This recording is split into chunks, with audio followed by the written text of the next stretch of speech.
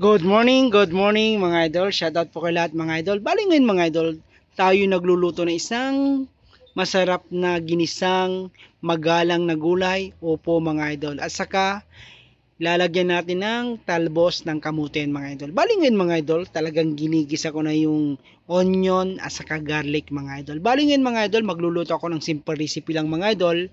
Magigisa ako ng sardinas at saka upo at saka talbos ng kamuti mga idol. At saka magpiprito ako ng tuyo mga idol. Yan ang simpleng buhay salesman mga idol. Bali ngayon mga idol, yan ang ulam namin para sa tanghalian dito sa work ko, dito sa Blue Ocean Department Store, Baguio Center Mall mga idol. Yan ang ulam namin lahat ng mga nagtatrabaho dito sa work ko mga idol. Yan, simple recipe lang yan. Bali ngayon mga idol, nakikita nyo naman, imiminikos-mikos ko muna yung garlic at saka onion para madaling mag-brown yung onion at saka garlic mga idol. Pag brown na yan mga idol, ilalagay ko na yung Youngstown na sardinas mga idol. Yan ang simple recipe lang yan mga idol. Igigisa ko lang yan mga idol, saka dudurugin ko yung sardinas mga idol para magkasya sa amin sa ulam namin mga idol. Yan, nakikita nyo naman mga idol. Bali malaking sardinas yan mga idol, yung Youngstown sardine. Hot spicy yan mga idol.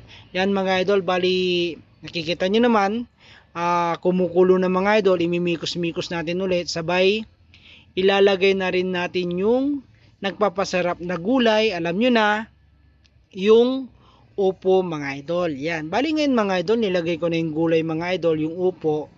Yan, imimikos-mikos ko muna ng konti mga idol para alam nyo na, para mahalo-halo mga idol. Yan, nakikita nyo naman, minimikos-mikos-mikos ko mga idol para maigisang mabuti yung mga idol. Yan, nakikita nyo naman mga idol.